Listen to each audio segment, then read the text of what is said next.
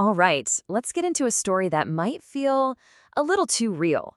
It kicks off with this director's note, almost like we're watching a play. Approval-seeking zombie, Act 1, the world inside the glowing box. Pretty ominous, right? Let's dive in. So just imagine this scene. You're in Tokyo, and the night isn't lit up by stars. It's lit up by screens. You look around and everyone's head is down, their faces bathed in that familiar blue glow. And inside those little glowing boxes? Well, that's where the real magic is. It's a reality that's been polished and perfected, way more beautiful than, actual reality. Okay, so this is where our main character, Yu Sakamoto, steps onto the scene. He's 28, working as an assistant director, and honestly, his life is kind of a grind.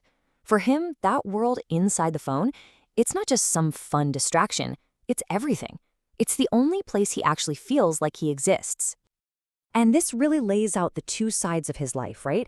It's such a stark contrast. On one hand, you've got the real you. He's getting chewed out by his boss, working these insane hours till he's just a shell of a person. But then there's the other reality, the one on his screen. It's just endless, curated smiles, unbelievable food, gorgeous travel photos, and you can just feel it. He wants in on that world so badly. So he starts out pretty small time, just 230 followers, nothing crazy. But then one night, he does something that changes everything. He borrows a professional camera from work, snaps this amazing shot of the city, and slaps on the hashtag magic of filmmaking. And boom, something just clicks. You know that feeling, right? That little red heart pops up. For you, that wasn't just a like, oh no. It was this incredible rush, like a drug. It was validation. It was proof that he mattered, that someone out there was seeing him. And that feeling, way better than sleep, more exciting than anything. He was hooked, instantly. And this is where things really start to shift for him. That first taste of validation, it becomes all he can think about. Suddenly, his boss yelling at him doesn't seem so important. His miserable, exhausting day job just fades into the background.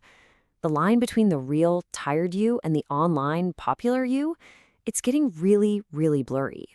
So he doubles down. He puts all his energy into this online version of himself, this Yu Sakamoto. And it works. His follower count starts climbing, fast. Pretty soon he's over 1,000. He even gets brave enough to post selfies, carefully crafting this whole new identity of someone who's interesting and successful and alive. Then a friend says something to him, "You're so quiet in real life, but man, you really sparkle on social media." And instead of seeing that as, a bit of a warning, he takes it as the best compliment ever. It just cements this idea in his head. The quiet, exhausted guy at work, that's not the real me. The guy on the screen, the one who sparkles, that's the real you. And then it happens. The thing every creator dreams of. He goes viral. He puts up this 1-minute video, calls it Tokyo, a city that never sleeps, and his whole world just explodes. I mean, we're talking over 100,000 views in 2 days. Can you imagine? His phone is just buzzing off the hook, non-stop notifications, a flood of praise in the comments. And for that short time, it's absolute euphoria. Nothing else matters. Just watching that number go up. But what goes up must come down, right? And the crash is brutal. The wave of attention just disappears. It leaves this massive, empty feeling behind. His next video? Total flop. He's scrambling, trying desperately to recapture that magic, but it's gone. And the silence after all that noise, it's just deafening.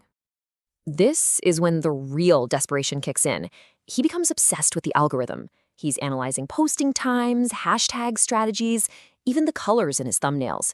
And when that doesn't bring the numbers back, he gets more extreme. He starts remixing other people's stuff, not even asking. He's filming in dangerous spots, all of it just for one more hit of that validation. And in his head, it's just this constant, silent chant. Look at me. Please, somebody, just give me a like. That's it. That's his whole inner world now.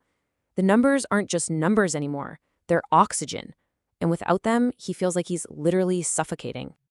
Okay, so this is it. This is the breaking point. It's late one night, he's just posted another video that's going nowhere, and for the first time in a long time, he looks up from his phone and sees his own reflection in the black screen.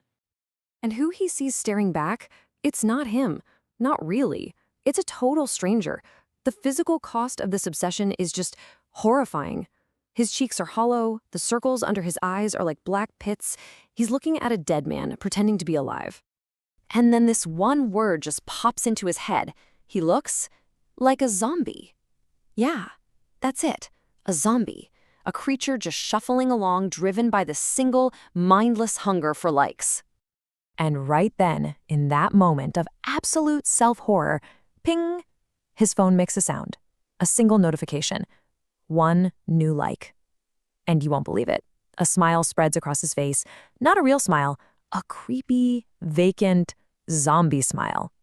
The addiction is just, it's stronger than he is. So now that he sees himself as a zombie, his whole perspective just shifts. He's standing in the middle of that iconic Shibuya Scramble crossing, and he's not seeing thousands of different people anymore. He's seeing one giant horde, a city of zombies. Every single person staring down into their own little glowing box, with these weird, private smiles on their faces. And then he looks up, and there's this huge digital billboard for a new smartphone, and the slogan is just perfect, in the most ironic way possible. It says, "The world is watching the real you." You know, promising this deep, authentic connection. And you just has to laugh. A bitter, empty laugh. Because he knows the truth now. The world isn't watching you. No way. Nobody's watching anybody. Everyone's just obsessed with watching themselves being watched by others. It's like a giant, endless hall of mirrors, where everyone's just staring at their own reflection. So in this moment of pure, cynical genius, he makes his last post, his masterpiece. He just points the camera at his own face, totally deadpan, no expression, and in the background you see this whole sea of people, all of them with their phones up. He tags it #approval-seeking zombie, and then he hits post. And of course, it goes viral, it blows up. People are calling it brilliant social commentary, a work of art. But here's the real gut punch, the ultimate irony. The video that captured the exact moment he lost his humanity is what finally made him fit in. He's not fighting it anymore. He's just another zombie in the horde.